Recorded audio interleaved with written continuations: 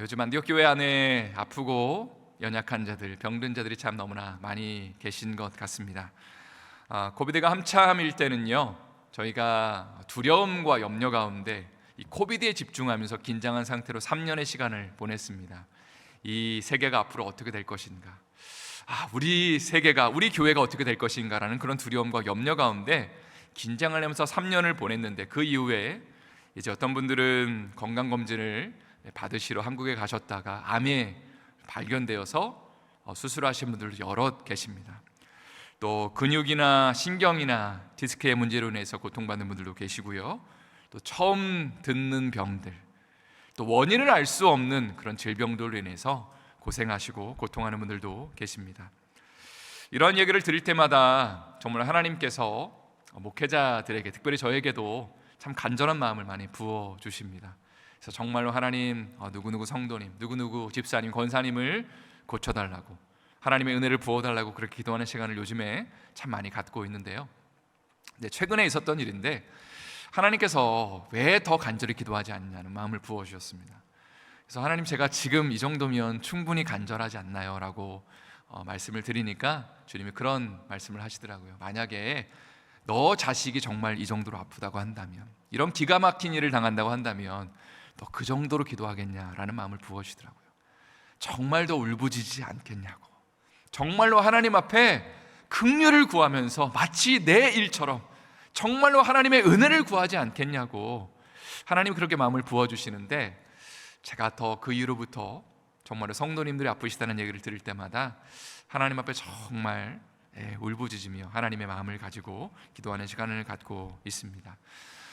사실 여러 가지 질병과 아픈 상황들 속에서 우리가 한결같이 기도하는 것은 이것이죠. 하나님, 얼른 이 병을 좀 고쳐주시고 낫게 해주십시오. 그런데 우리의 이런 기도에도 불구하고 만약에 하나님이 우리 아픔과 질병을 계속 놔두신다면 아마 우리는 이렇게 말을 하고 싶을 겁니다. 하나님, 왜 저를 안 고쳐주시나요? 이렇게 어렵고 힘든 상황을 왜 가만 내버려 두시나요? 가령 어떤 집사님, 어떤 성도님은 정말 기적적으로 하나님이 고쳐주셨다는데, 암에서 낫게 하셨다는데 저는 덜 사랑하시는 건가요? 라는 그런 질문을 하나님 앞에 드릴 수밖에 없다는 것입니다. 안디옥 교회 오시는 새가족분들과 교제를 하다 보면 자주 이런 질문을 저에게 하십니다. 목사님은 자제분이 어떻게 되시나요? 라고 질문을 하시면요, 제가 항상 거의 비슷하게 대답을 드리는 것 같아요. 제가 결혼한 지가 꽤 오래됐는데, 또 어쩔 때는 정확하게 말씀을 드립니다. 18년째가 되었는데 하나님이 아직 자녀를 주지 않아서 아직도 자녀를 위해서 기도하고 있습니다. 저를 위해서 기도해 주세요 생각날 때 제가 그렇게 말씀을 드리면, 이 질문을 하신 성도님이 좀 미안하다는 표정을 지으세요. 제가 괜히 실수를 했다고, 신뢰를 범했다고. 그러면 제가 항상 괜찮다고, 이제는 초월해서 하나님 앞에 기도하면서 제가 또 우리 성도들을 영적인 자녀들로 생각하면서 그렇게 제가 살아가고 있다고 그렇게 말씀을 드리고 있습니다. 오늘 말씀을 시작하면서 이런 질문을 드리고 싶습니다. 우리의 삶에 일어나는 아픔과 고난들, 기도응답이 당장 되지 않는 것들은 신앙생활에 필수적인 것일까요? 설교서도에서 언급한 것처럼 갑작스럽게 찾아오는 질병이나 우리의 삶에 벌어지는 경제적인 이슈들, 관계나 자녀의 이슈들, 이런 것들이 발생할 때에 하나님이 정말로 우리를 사랑하신다면, 혹은 우리의 신앙이 정말로 좋다면 하나님이 당장 이런 문제를 해결해 주셔야 되지 않을까요? 라고 우리는 질문을 던집니다. 그러나 우리가 계속해서 살펴보고 있는 히브리서는 다음과 같은 대답을 하고 있는 것이죠. 어제 큐티 본문이었던 히브리서 12장 6절부터 8절의 말씀을 한번 다 같이 저희 읽어보도록 하겠습니다. 큰 목소리로 한번 읽겠습니다. 주께서 그 사랑하시는 자를 징계하시고 그가 받아들이시는 아들마다 채찍질 하심이라 하였으니 너희가 참음은 징계를 받기 위함이라. 하나님의 아들과 같이 너희를 대우하시나니 어찌 아버지가 징계하지 않는 아들이 있으리요? 징계는 다 받는 것이거늘 너희에게 없으면 사생자요 친아들이 아니니라. 여기 보니까 히브리서 기자는 우리의 삶에 발생하는 아픔과 고난과 그런 고통의 삶들을 징계라고 표현을 하였습니다. 영어 성경에는 이 징계라는 단어를 디서플린이라고 표현했는데, 저는 이 디서플린이라는 단어가 훨씬 더 와닿습니다. 우리가 뭔가 아프고 힘들고 어려울 때에 하나님이 우리가 잘못해서 책망하시고 징계하신다라는 그런 뉘앙스보다는 우리가 고생하고 고통하는 그 모든 것들 가운데 하나님이 우리를 디서플린하신다, 훈련하시고 연단하신다라는 그런 의미를 담고 있는 것입니다. 그렇다면 하나님이 우리에게 이런 고난과 아픔을 통해 디서플린, 훈련을 허락하시는 이유가 무엇일까요? 예수 믿고 구원받았으면 복 주시고 모든 문제를 해결해 주시고 천국으로 데려가시면 되는데 우리 삶 가운데 이 아픔과 고난을 통해 우리를 연단하시냐는 것이죠.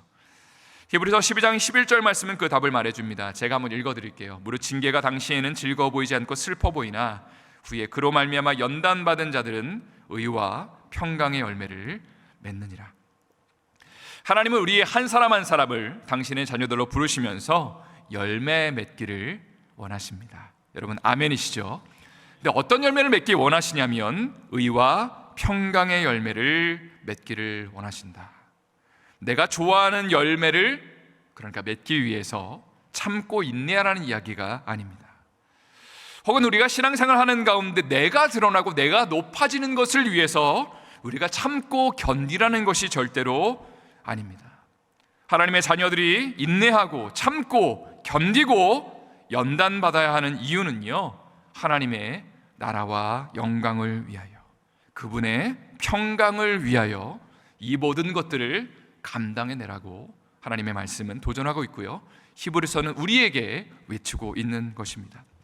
이미 한 차례 나누었지만 히브리서는 세 부분으로 나누어져 있습니다. 첫 번째는 예수님이 누구신가를 다루고 있습니다. 그분은 천사보다 또 모세보다 뛰어나신 하나님의 아들이시다. 두 번째는 예수 그리스도가 무엇을 하셨는가. 우리가 잘 알고 있는 것처럼 십자가에서 단 한 번의 제사로 영원한 속죄를 이루셨습니다. 매년마다 매일마다 제사를 드릴 필요 없이 하나님의 아들이신 그분께서 이 땅 가운데 오셔서 영원한 속죄를 십자가에서 우리를 위해서 하나님의 아들이 고통받으시고 고난받으심으로써 우리의 모든 죄 문제를 해결하셨다는 것이죠.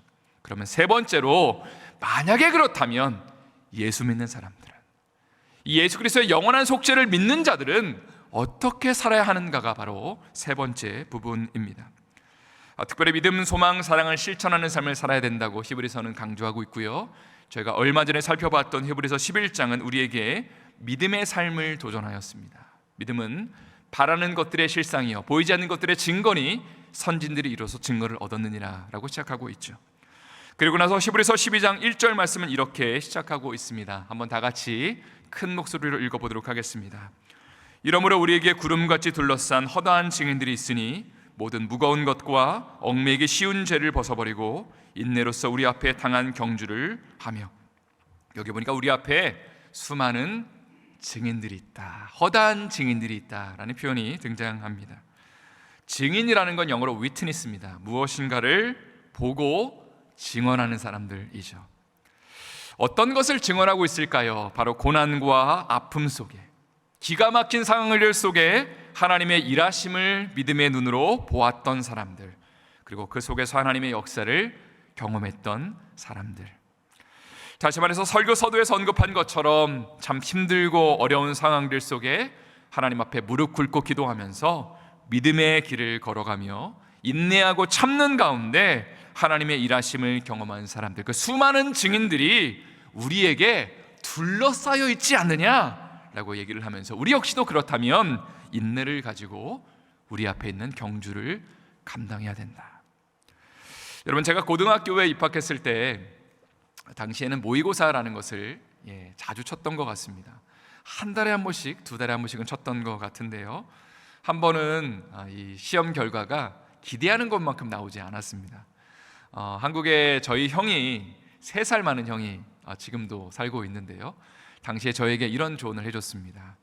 고등학교 3년이라는 것은 마라톤과 같은 것이니까 한 번 시험을 잘 못 쳤다고 해서 실망하지 말아라 재영아, 3년의 시간을 끝까지 잘 버티는 것이 중요하다라고 조언을 해줬는데 그 말이 참 위로가 되고 위안이 되었습니다.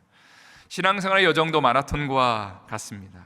지금 잘 나간다고 잘하는 것 같다고 마음이 높아져서는 안 되겠고요, 또 조금 힘들고 어렵다고 해서 낙담하거나 낙심해서는 안 됩니다.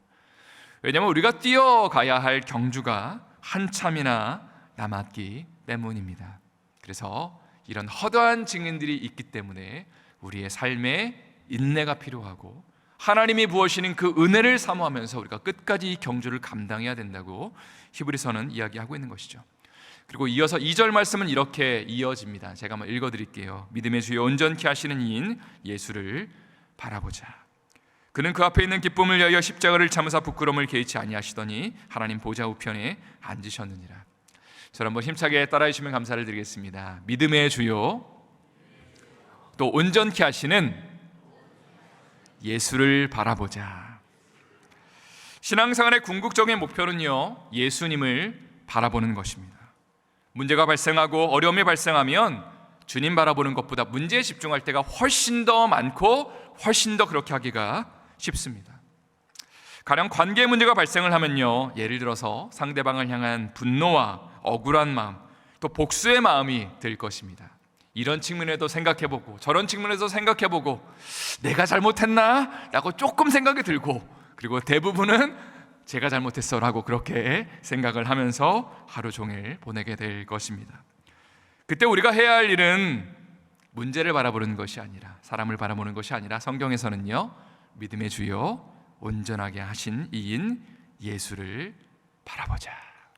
주님을 바라보면 우리의 신앙생활의 열쇠가 열려지게 된다는 것이죠. 제가 참으로 좋아하는 표현 중에 하나가 What would Jesus do? 라는 표현입니다. 예수님이라면 어떻게 하셨을까? 범사에 우리가 이런 질문을 참 던지는 것이 중요한 것 같아요. 나의 상황들 속에서, 참 이해 안 되고 힘든 상황들 속에서 어떻게 해야 될지를 고민하고 있다면 이렇게 질문하는 거죠. 예수님이라면 어떻게 하셨을까? 예수님이라면 뭐라고 말씀하실까?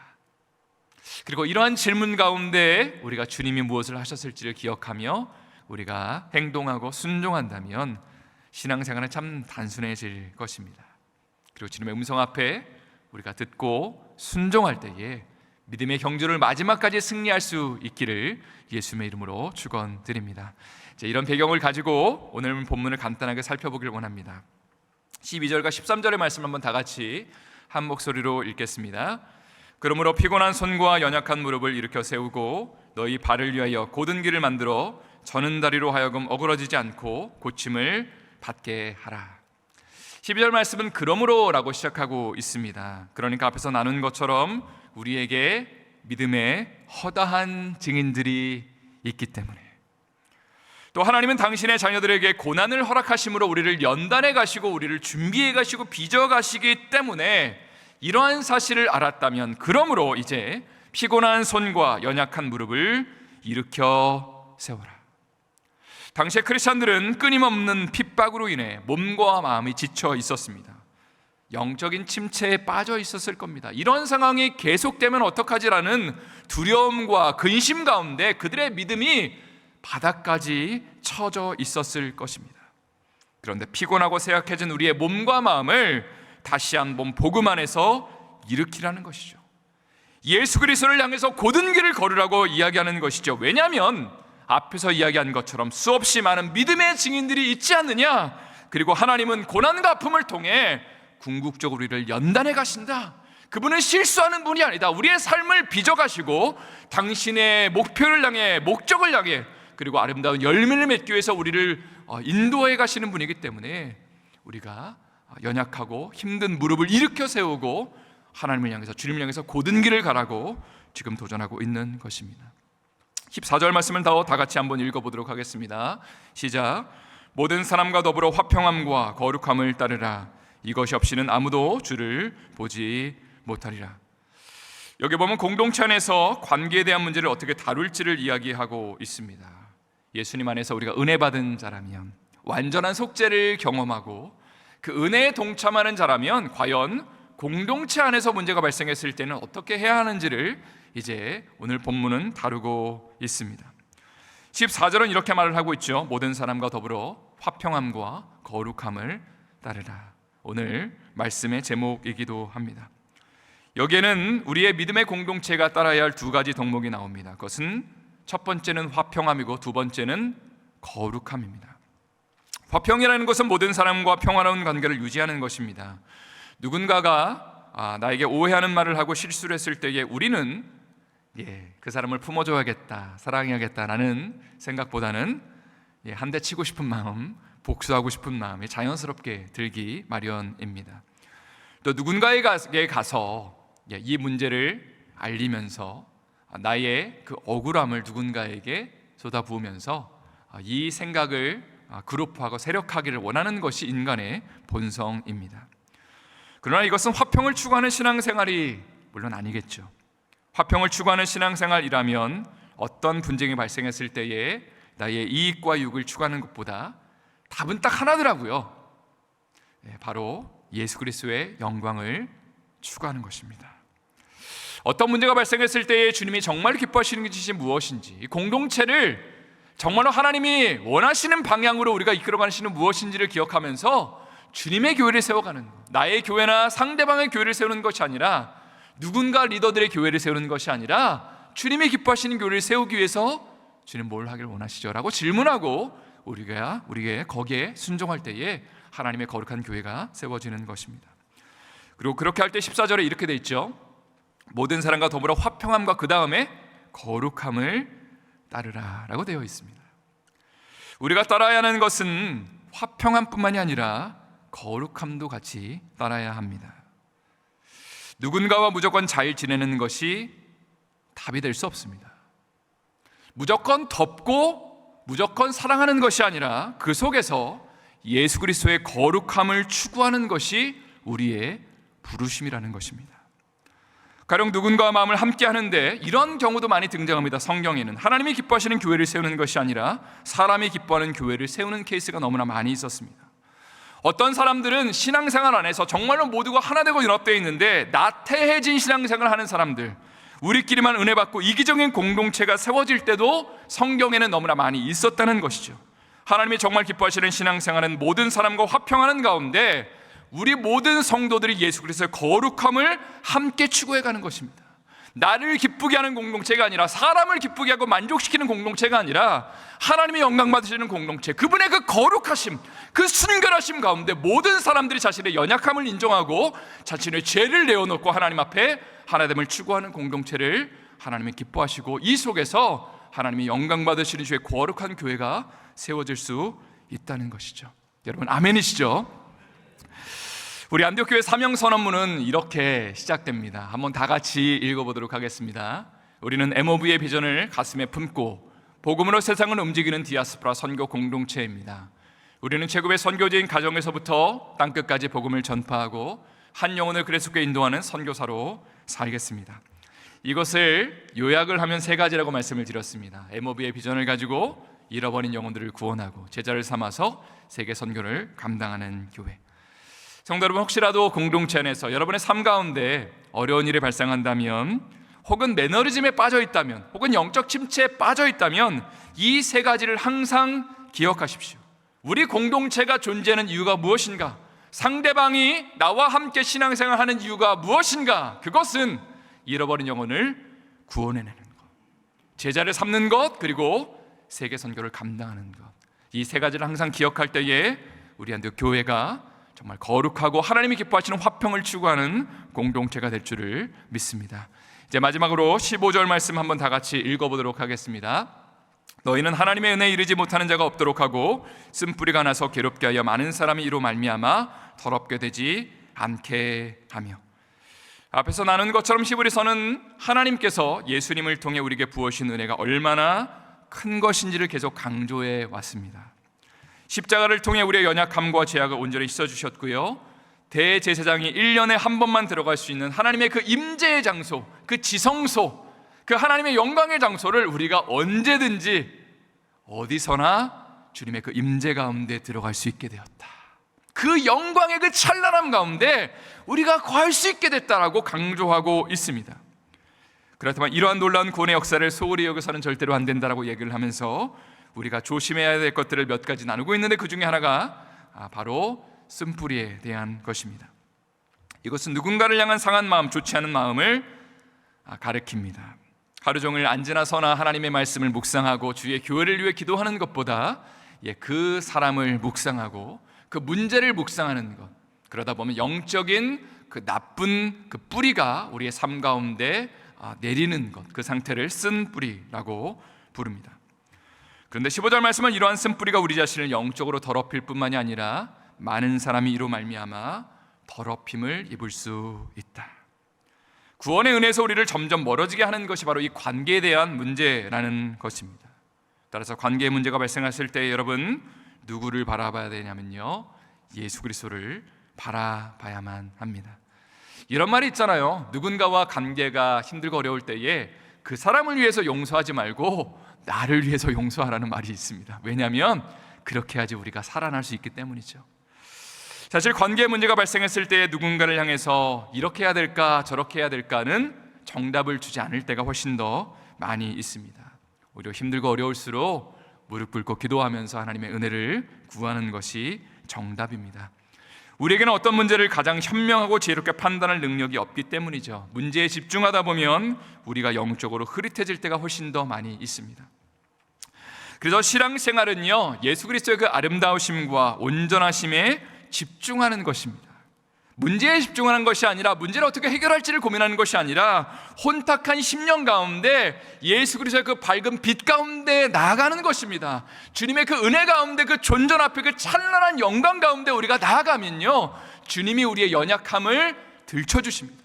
우리의 그 어두운 마음, 혼탁한 마음을 비춰주십니다. 무엇이 진리인지 무엇이 거짓인지를 알려주시고 무엇을 해야 될지를 선명하게 알려주십니다. 우리의 그 혼탁해진 그 영혼이 주님의 그 임재 가운데 맑아지게 되고요, 주님이 그걸 원하시는구나, 하나님 기뻐하시는 게 이것이구나 라고 주님이 말씀하시면 우리가 순종할 수 있다는 것입니다.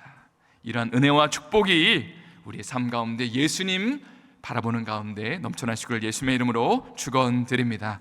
이제 말씀을 마칩니다. 오늘 말씀의 제목은요, 모든 사람과 더불어 화평함과 거룩함을 따르라입니다.